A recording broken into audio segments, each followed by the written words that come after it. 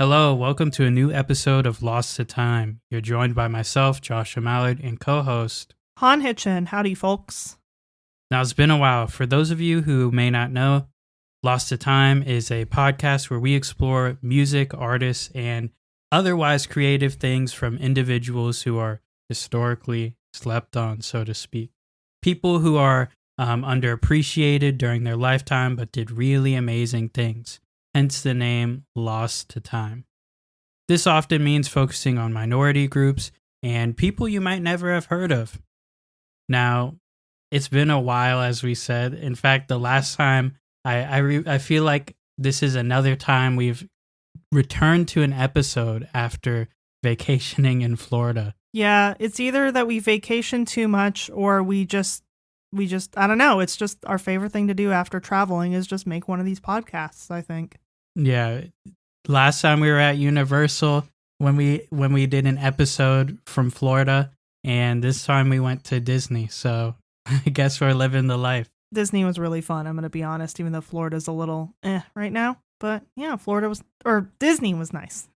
Yeah, we had a good time, and I'm sure you all will have a good time with the composer we will be talking about today. How about you tell him, Han? Yeah, so today we are going to be talking about the composer Jacqueline Nova. Now, Jacqueline Nova is a really awesome composer, as you'll find out soon. Before we jump into things, though, I do want to shout out some of the recent camp events. Of course, Campground 23 happened earlier this year. I can't believe time's flying by. But for all you who made it out there, I hope you had a really great time. Recently, there was a really cool interdisciplinary project from camp, a collaboration called Night Doves. And this was a collaboration between Atlas Modern Ballet and the Contemporary Art Music Project. So this was really cool. It featured some music from some of our friends and colleagues. And also, I think the Atlas Modern Ballet is really cool. Oh, absolutely. And it's really great that this happened. Interdisciplinary art is really important, as we're soon going to discuss in this episode. Yep, and this was out in St. Petersburg, Florida. St. Pete, if you haven't been there, really beautiful place. Oh, yeah. We have lots of friends who are from there or living there. It's a great place. It's in Florida, but it's a great place in Florida. Yes. Now, you can't see the stream for this, but it was a ticketed event and it did happen. And I think this is a huge step forward for camp. I think it's really cool to see this happen. And I hope to see stuff like that again. If you checked it out, leave a comment. Let us know how your experience was. With all that said, let's jump right into the show. So Han, how about you kick it off? Yeah, absolutely. So for anyone who does not know who Jacqueline Nova was, she was a pioneer of electroacoustic music in Colombia. Now, that's just really cool. When we think of pioneers of electroacoustic music, we think of a lot of white dudes, usually in the US or Europe, but here we have a woman who is Latin American, who I think, is someone who definitely has been slept on. She's written a lot of great stuff, and not just electroacoustic music. She has some orchestral work, some chamber works, all of which are really cool. So she was born in 1935 in Belgium, actually, which is where her mother is from. Her Colombian father was studying to be an engineer in Belgium, which is where her parents met. Once her father finished his studies of engineering in Belgium, the family moved back to Colombia in the city Bucaramanga, and that's where she spent her childhood. So as a girl, she lived in the upper middle class of Colombian society, and she was expected to learn how to play the piano or guitar or learn to sing from a young age. Yes, that is at the age of 7. So another, young musician. Things starting off, though, in this sense, I guess not as much of like a musical family compared to some of the other people we've talked about. But of course, this is a classic example of like, societal norms pushing someone into music. Yeah. That being said, there's some things I want to, touch on here just in the early life. And when we talk about the pioneer of electroacoustic music, and I think it's a huge deal to be involved in electroacoustic music. One of the things I've been talking about or thinking about is that, it was so much harder back then than it is now. to get involved in electroacoustic music. Synths expensive, computers expensive, all this stuff. It wasn't like you just got your hands on it. Oh, yeah. I'm nodding. No one can see me nodding, but I am nodding. And we talk about how expensive equipment and gear is now, which is still true, but it's way more accessible now than it was back in the 20th century. Yeah, and this is also, we'll be talking about this a bit more further, but, Jacqueline Nova is super impactful on the culture of Colombia. Mm-hmm. So being a pioneer in Colombia, this is something that doesn't really get touched on in a music history course because we're so, Western, Eurocentric, focusing on just like a narrow view of music. But, there's tastemakers, pioneers all over the world that are really impacting their cultures. And I think it's really important, that we point these things out. Absolutely. But yeah, I just thought that was something worth touching on. So Jacqueline Nova, born in 1935 and ended up dying in 1975 from bone cancer. So this is a tragic death at age of 40. Yeah. So that said, let's dig a little bit deeper into her life and, what she did. Yeah, despite passing at the age of 40, she did quite a lot. And it's one of those cases where I think we can look at her life and say, well, if she lived for another 40 years to the age of 80, what might she have accomplished? How would she have grown even further? Yeah, I mean, it's like, it's a wild, I guess, like stereotype of like, oh, great people end up dying young if you're a composer, at least. Yeah. But this is an example of someone who did a lot in their lifetime and is still, getting slept on. So we saw this with like, plenty of other composers we covered. They do a lot of stuff and, people aren't making a lot of noise about it. Though there's some interesting stuff that we'll talk about later in this episode about, her legacy and what's being done right now, actually. Oh, yes. But yeah, let's jump into the education, right? So started playing piano at a young age, and it was in her mid-20s in 1958 that she, dug deeper into piano training at the National Conservatory of Music. Now, not to get this confused with other national conservatories of music, but this was the National Conservatory of Music in Bogota where she moved. That's right. And like any good piano performance student, she gained a ton of performance experience, both as a soloist and an accompanist. She studied piano primarily under Fabio González Zuleta, and she learned about contemporary music with Blas Emilia Atehortua. Now, I know many of you are like, well, where does composing fit into this? I mean, we have seen this before, people who start as a pianist and then go into composing. Mm-hmm. This is the case with Jacqueline Nova, and this is also kind of like an interesting part of her biography that's not as clear as others, right? So she would end up graduating in 1967 from the conservatory with a degree in composition. So undergraduate degree in piano, graduate degree in composition. And in between that, there is actually quite a bit that happens composing wise. So I guess the first thing to note is that this is a very violent time in Colombia. Yes. So she's really like not only, not getting the attention, the respect she deserves as a woman composer, but also there's complete political unrest during this time. And you'll actually find that she has some really like strong ideas about what it means to be a composer during this time. Mm-hmm. In 1966, she said the world of the composer, of the artist, is situated concretely in the current moment. She says, otherwise, you are the faint-hearted. Those who can't make up their mind about joining our fight.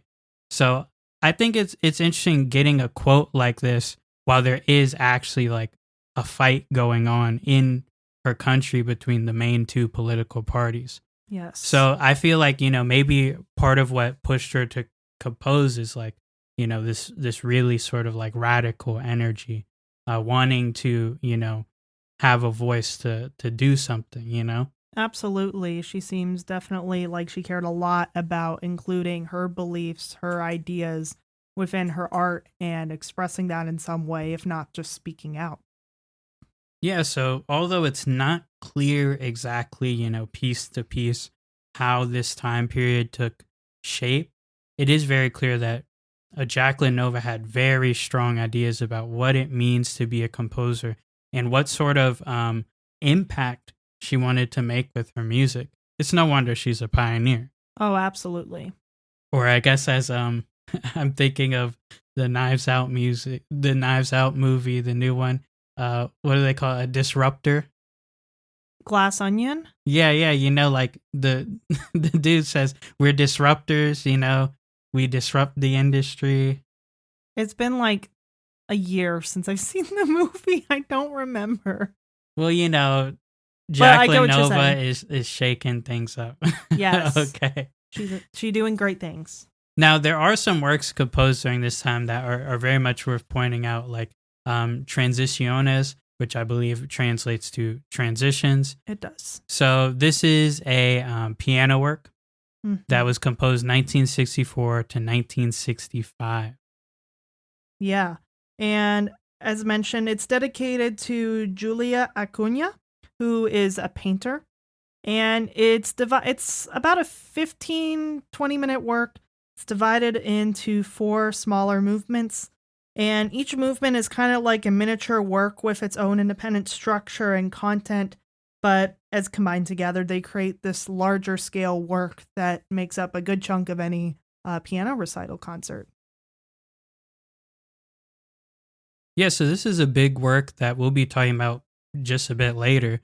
There's also other works composed during this time, like Opposition Fusion, which is a tape work composed in 1968. So this is pretty much one of the earliest tape pieces in Colombia. It's noted that her previous piano teacher, also a composer, Fabio Gonzalez Zuleta, composed what would be the first electroacoustic piece in Colombia in 1965. So, they're neck and neck as far as the timing of these. Another piece worth noting is Resonances 1, which is 1967, and that's for piano and tape. So, there's this sort of biography gap, but there's these works that are being composed. And Han, you have another one?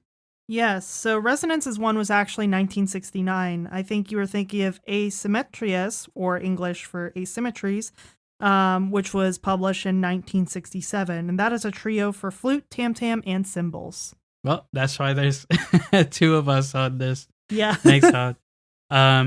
So, a lot of electroacoustic music. I would say in this time span, more than people even alive today. Oh, yeah. Who are writing, as far as how many electroacoustic pieces you're writing in a given time span. It's a lot. And, they can't render out their pieces like we render out this podcast. Oh, yeah. They had to compile and wait for processing to happen and stuff. They had to do a lot more physical work that we don't know how to do because we have the privilege of digital audio and DAWs and all that wonderful stuff. And personal computers. Those are really great too. Yeah, you fossils in the chat, you can tell us about, how that stuff worked back in the day. God. But yeah, let's jump into now the period after Jacqueline Nova would get her master's degree. And actually, some of these works were realized in Buenos Aires. Like, for example, Opposition Fusion was realized in the Studio of Phonology in Buenos Aires. That's pretty cool. Oh, yeah. So, yeah, after she finished her undergrad and master's, she went on to Argentina in Buenos Aires to study at the Centro Latinoamerico de Altos Estudios Musicales. That's a bit of a mouthful, especially if you don't speak or practice Spanish. But they have a wonderful acronym called CLAIM, CLAEM, I think. So we're just going to say CLAIM. That's the pronunciation that I've been seeing and going with. And it's like the Center for Latin American Music. Yes. specifically electroacoustic music? Yes, studios of music. Yeah, so this is where a lot would happen, and this area of the biography is pretty interesting because every time I read about the composers who taught at this place, the names change, but they're not just like, regular Joes. They're like big names. Like it says that Luigi Nono was a visiting composer, Aaron Copland, John Cage, Earl Brown.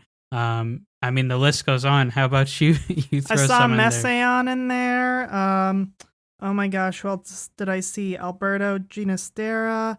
I'm Mario blanking. Davidovsky. Oh yeah, Davidovsky. Didn't you say Davidovsky?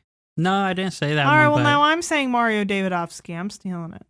yeah, so a lot of like big name composers, I guess, being visiting professors here, and I imagine there was some exposure Jacqueline Nova had to a lot of composers, and I mean clearly she's really got a strong voice during this time. This had to be like a really like exciting part of study. If you leave out the the rampant violence, I guess, happening Yeah. in Colombia. Well, now she's in Argentina, so hopefully maybe she would gotten a little bit away from it at this point. Yeah, I mean, I'm not a history buff, but hopefully. Yes. But yeah, tell us a little bit about this time, Han. Yeah, so she actually ended up studying at Claim on a scholarship, and here she actually focused her studies on composition, so it wasn't like she was doing piano primarily and also getting composition lessons. Her main focus was composing at this time, and as we discussed, she studied with lots of prolific, well-known composers. Yeah, I mean, it's a long list, and also the reason she ended up studying here is, she won a really prestigious scholarship. Yes, those scholarships really do get people educated. They're important. We need them. Let's keep them. And following her time at Claim, Nova gained a really strong interest in interdisciplinary art. She started experimenting, especially with unaccompanied tape music in interdisciplinary art. And many of her scores actually include some graphic elements, some indeterminate elements, as a result of collaborating with different fields like visual art, film, theater, dance. Yeah. And from what I can tell, this stuff isn't common in Colombia or Argentina at the time, as far as like indeterminacy, things like that. And, Jacqueline Nova is really sticking her neck out to, push against traditionalist compositional practices. Mm-hmm. And is really taking a strong stance of, the quote, being in the present moment, being in the current moment. And, those who know their 20th century history know that indeterminacy, graphic notation, things like that, they're really popping around this time. Mm-hmm. And Jacqueline Nova's right in the mix, and really bringing that to where she is at, saying like, hey, this is the new wave, get on board. Oh, absolutely. Speaking of getting on board, let's get on with talking about a lot of the things that Jacqueline Nova did during her career, which was a lot given the short time she had. First and foremost, her music has been played in several countries, not just in Argentina and Colombia, but just everywhere. In various countries in Latin America, in the US, and some countries in Europe. And they were not just played by small venues or conferences, they were played by like large, big ensembles, such as the Venezuela Symphony Orchestra, the Symphony Orchestra of Colombia, and the Washington National Symphony Orchestra.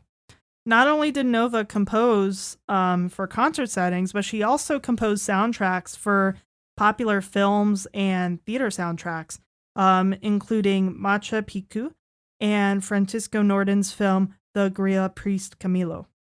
Yeah, and there's even like an exhibit I read about a theatrical installation, and this was really cool. This is called Beds, La Camas, and this was in 1974, so a bit later in her life. I mean, literally near the end. And this was cool. It says that there were like vibrating fabric that was meant to look like flags or cloth, and they would cover images of crucifixion during Holy Week. And then also, this was accompanied by Jacqueline Nova's electroacoustic music. So I wasn't sure if this was something specifically for the exhibit. I think it is because it's included in an album that we'll mention later. But I guess the idea is that these vibrating beds and fabrics were meant to allude to, taboo sexual activity, couples, things like that. So really bold statement. And, I do wonder how this maybe connects with Jacqueline Nova's identity. For example, she is self-identifies as a lesbian. And there wasn't too much information I could find about, that aspect of her life. But, this is already, a big deal. Yeah, definitely. I think this installation is really cool. And so we could see that not just instrumental music, but also electroacoustic music, film music, and also this exhibit. There's a UCLA link that we'll share in the notes of this where you can see the image for this. It's a really striking image, red fabric, stuff like that. And, I think it'd be cool to see this in action. Oh, absolutely. And it's really cool because there's a lot of these sorts of installations going around today. And they're the kind of thing where, I don't know about you, Josh, but I guess I have a tendency to not realize these were happening even in the 70s. And I think it's really cool to think about that and what striking pieces of work, of interdisciplinary work, existed even back then. Yeah, I mean, I think it's great seeing people collaborate. We like music, but I think, there's so much we can all do together as artists. Oh, absolutely. So not only did she work on a lot of interdisciplinary projects on film soundtracks, but throughout her life, she's also published and had her music played in many forms of media, ranging from, her music played on the radio, film scores, live concerts, but also writing articles and periodicals. She gave a lecture at a conference in 1970, as well as wrote various articles in a variety of papers and magazines in Latin America. Yeah, and did we mention her radio series? That's what I was going to talk about next. Yeah, so I mean, if you want to talk about it, it is titled Asymmetries, much like her piece. Yes, and well, that's the English title. The Spanish title is the Spanish word for asymmetries, asymmetrias. And it was, she directed it and produced these episodes from 1969 to 1970. There are 22 episodes total. And in these episodes are kind of like Lost to Time almost, where she would showcase and analyze new music at the time and just discuss these. Are we doing analysis? I don't know. I feel like we're doing more of maybe not an analysis, maybe just like a deep dive on like this person's life, this person's work, exhibit A, exhibit B. Yeah, I just, I'm out of school, so I'm taking a good break from analysis. Congratulations, Josh. But yeah, I think this was really cool. I'd love to hear like an episode of this. I mean, all the episodes of this radio series, but this happened during her studies at, the Center for Latin American Music. So yeah, maybe we can get into the music unless there's some other accolades you want to mention. Sure. So just a couple things. In 1970, she actually was working to establish a ensemble called the New Music Group. And this would have been an ensemble that would perform works by living composers, but with an emphasis on Latin American composers specifically. And I think this is really great, really important for the time. But unfortunately, her health was failing at the time.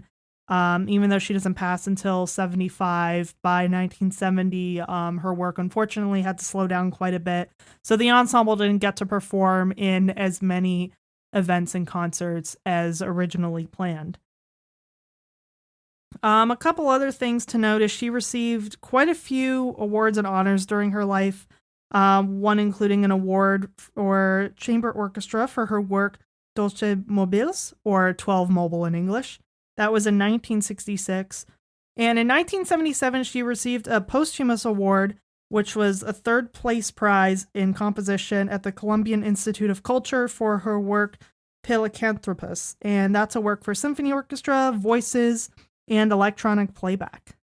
Yeah, and I thought this was pretty interesting. If you look into where that award came from, it's like this whole, I don't know what you'd call it, like an initiative by the government to basically foster cultural works, to keep art as an important aspect of the culture.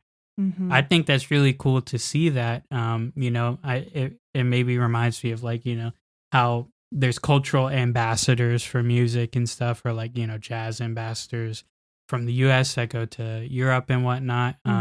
So I think this is really cool, and this is a posthumous award, and it seems like, it did some good. Absolutely.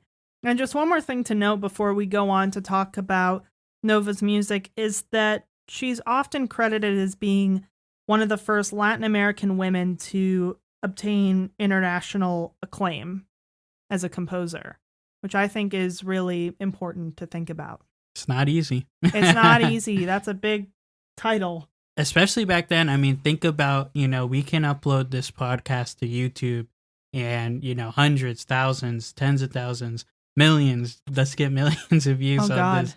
But people can see it, and we can upload it for free and whatnot. But I mean, back then, what you guys get on the newspaper, make some calls, send some telegrams. You got to do a lot more effort. I mean, even nowadays, on the flip side, with our modern sharing of content, there are many people who share things and they don't even get like 5 views, 5 listens or whatnot. So being able to get international acclaim at this time is such a big deal. And I think Jacqueline Nova definitely deserves it. She was doing great things. Yeah, we got to take note. And speaking of which, let's talk about some of the music. Woo! So the first one up is the one we mentioned earlier, Transiciones. So although Jacqueline Nova is well known for the electroacoustic music, this is another significant work just for solo piano, and it was composed between 1964 and 1965. So this is basically in that time before she got her master's degree in Colombia. So this is like, I guess it's not necessarily formative years, but it could be considered an earlier work. Oh, yeah. And coming out the gate swinging, this is a big, large-scale work that was really important. And so it's a 4-movement work, and it's dedicated to the painter Julia Acuña. Okay.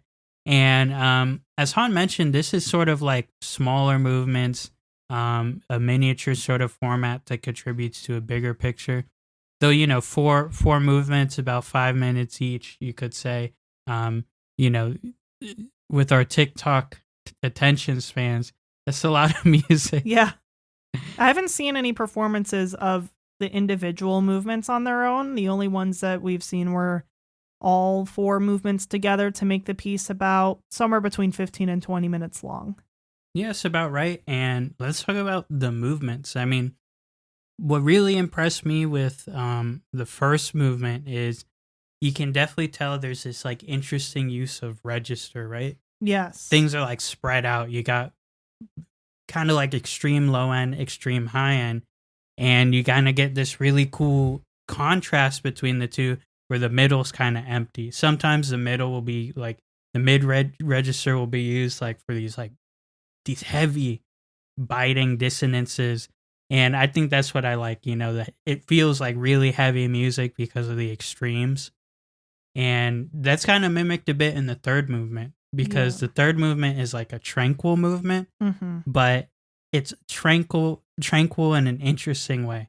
You have, again, the extreme lows and extreme highs, and they're kind of like these pinpoints, like almost pointillistic, really aggressive hits with these expanses of just like resonating keys in between. Oh, yeah. And then sometimes you get the middle register kind of getting those soft overlapping notes that kind of sprinkle in there.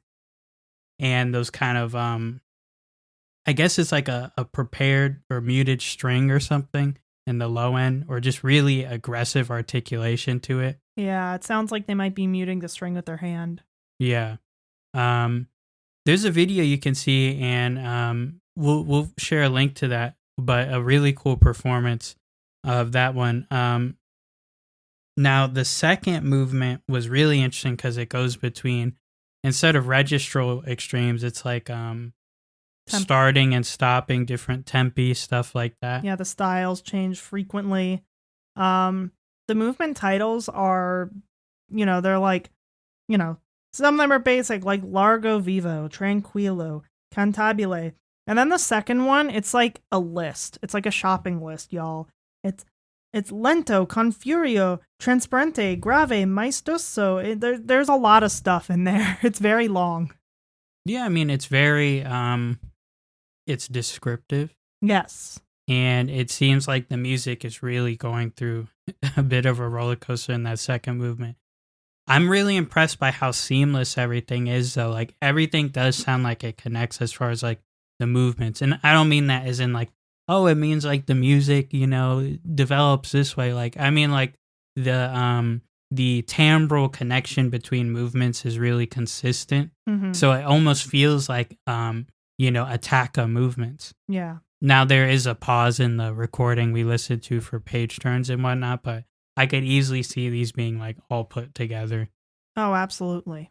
If they got a little page turner guy or could edit it to get rid of the pauses. Yeah, this was a really cool one. And the next piece is considered to be maybe Jacqueline Nova's, like, magnus opus. Mm-hmm. And it was only composed less than 10 years later in 1972. It is Creación de la Tierra, or in English, the creation of the earth. It is a fixed electroacoustic tape work, again, written in 1972. And as Josh mentioned, perhaps one of her greatest works. It's one that a lot of people call her greatest work. Now, the interest and origin of the story is really interesting. It's based on an original text by the Tunebo indigenous people. And the text is a story in an ancient language used by the Chibicha people. And it was a story that was used in ritual music. This language was frequently used during songs that were sung during rituals.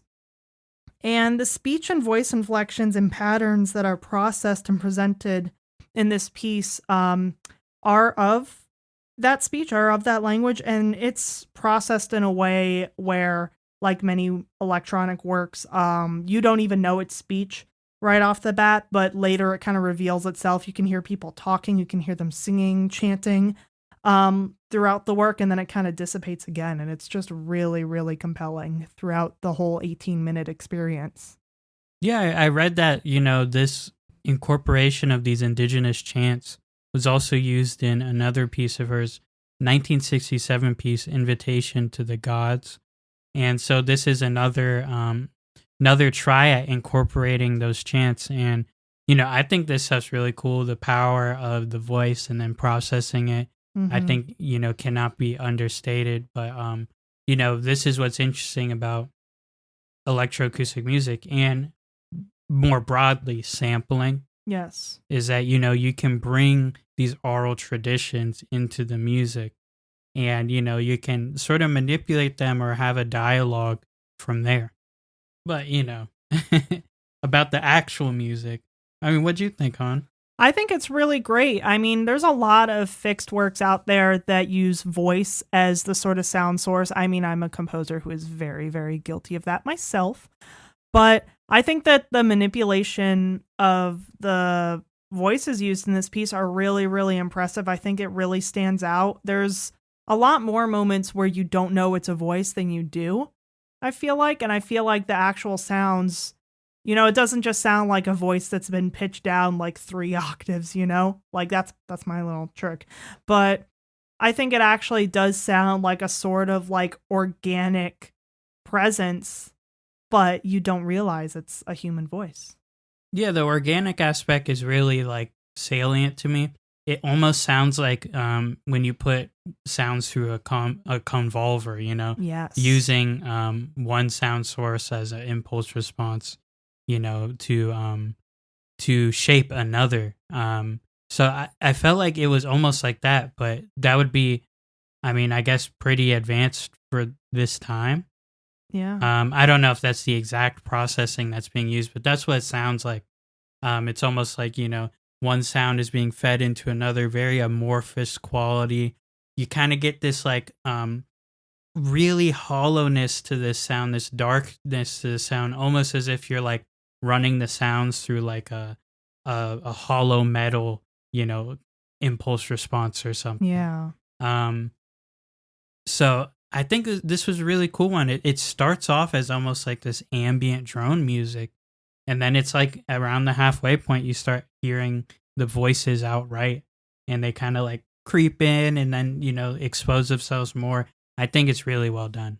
Oh, absolutely. I think especially for its time, it's a really, really slept on piece. It's a really cool piece. When I first listened to it, I listened to the whole thing and I was like, okay, I need to listen to that like 3 more times because it was just that cool. Yeah, and thankfully this one is right on YouTube, so you can go and listen to the whole audio. So we'll share a link to that where you can check it out. And this is considered one of Nova's master works, or I guess considered the master work. But honestly, a lot of the pieces that you'll find are really, you know, exemplary pieces. I think we tend to, you know, highlight, oh, this is the masterpiece, this is a masterpiece. But, you know, this is just a composer who has a lot of really great music out there. Oh, yeah. She's very skilled and more people should listen to her stuff. Yeah, and we want to talk a bit about her legacy now, like how the music's being handled, where it sits right now. So we were very, very glad to find recent attempts to, you know, share her music and keep it alive. One example being a New York Times article, actually, that we were just researching and we saw, wait, this is a 2023 article on Jacqueline Nova, a January 2023 article. And this was just published on there, all about Jacqueline Nova. And this is by Allison McCabe, maybe? McCabe. Thank you, Allison McCabe. Yeah, wonderful article. And it connects directly with what is basically a Jacqueline Nova scholar and also another composer, Anna Maria Romano G, who has really done an excellent job of, like, I think, my God, as is mentioned here, is being a Jacqueline Nova investigator of sorts. Yeah, I think there's no better way to do it. I mean, she's just collecting these works and kind of creating like a master album of them, which, I mean, in terms of a preservation project, I mean, I don't know a better way to do it than that. Yeah, and both are, you know, in this article, so they've connected and talked about Jacqueline Nova, and you even see anecdotes about a student in Berkeley who's like inspired by Jacqueline Nova, a jazz drummer and stuff, and I think this is really cool. So we'll share this article for you to check out, but I think this is a really good sign that, like, you know, just 2 people can do a lot to keep a composer's music alive. One being, you know, like a Colombian composer who's really dug deep into Nova's music, and another being, you know, someone on the New York Times team who's connecting these 2 worlds. I think it's a big deal. That being said, we mentioned Anna Maria Romano G, and there is an album that we'll link that actually has some recovered works, including, you know, Opposition Fusion, Transitions, Resonances 1, Asymmetries, Creation of the Earth, and also some film music, which I think is really awesome. And this is a 1974 release or a composition. So I think that's a big deal. Oh, yeah, that's like a year before she passed. Yeah, so you're really getting all the, it's like, you know, a greatest hits, and then you get like, you know, even the late stuff too as well. Yes. So I thought this was really cool, and we'll share this to you as well. But this is a great sign. This is something that you want to see. Also, the Blaffer Art Museum had an exhibit from October 19th, 2019 to January 4th, 2020 on Jacqueline Nova. And I do wonder, was this exhibit interrupted by, the pandemic? Oh gosh, that's a the good L question. year 2020 and I guess know. 2021 too, I guess. Oh gosh. But yeah, this was an exhibit titled after Creation of the Earth, and this exhibit's really cool. We'll link this to you as well. But these are good signs, seeing that there's art exhibits, articles, there's people who are interested, who are ready to, put some work into investigating. And this isn't just some work, this is a lot of really good work that these people are doing. But I do want it to maybe serve as, inspiration that even you out there, the definition of being lost to time is the idea that, Han and I, we don't know who is lost to time until we know, kind of thing. So if there's someone you listen to, we've all had that person we listen to who we're like, oh, no one knows about this person. I got to tell everyone. Though, people like to gatekeep their favorite music nowadays. Don't do that. Don't gatekeep your favorite music, your favorite restaurant. Stop that. That's not a fun trend. But, just someone you dig up, don't assume the world knows, share that stuff.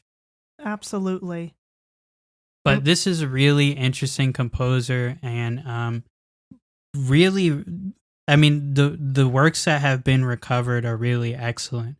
And I think even though there might be less works compared to other composers as far as like what you can readily access, it's like such a good selection that's in this album, and that is, even available on YouTube. Oh, I agree. You got stuff for the people who like piano, you got stuff for the people who like tape music. I mean, it's just very diverse, very cool stuff going on.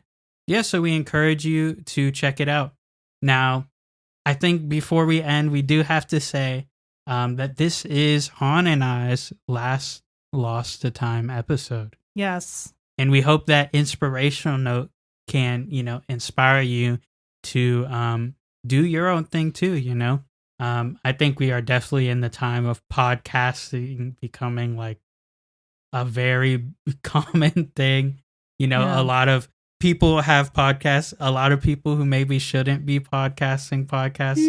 Yeah. If y'all probably get what we mean. But, I think there's no time better than now to get out there, share music, make a podcast, and just talk about it. Absolutely. And even though we can't make more episodes, if you ever want to tell us about your favorite composer that you think is slept on, you can reach out to me on my website, hanhitchin.com.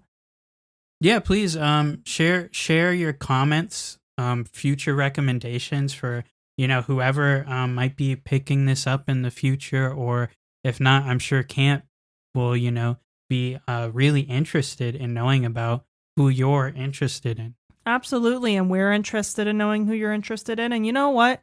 Tell the whole world. Just go on whatever your favorite social media of choice is and say, y'all need to listen to Jacqueline Nova, Julius Eastman, Julia Perry. Y'all got to listen to them. All the J names. All the J names, Josh. Yeah. All the best composers' names start with the letter J. I mean, I won't disagree. But yeah, we've had a really great time, and we've learned so much doing this. And a lot of the recommendations we receive have come from, you, the fans, the listeners, the supporters. And just by tuning in, you're doing a lot to support Camp. And I just want to say that even though our podcast may not be continued by us, supporting Camp does so much. So please go over to the website and stay tapped in.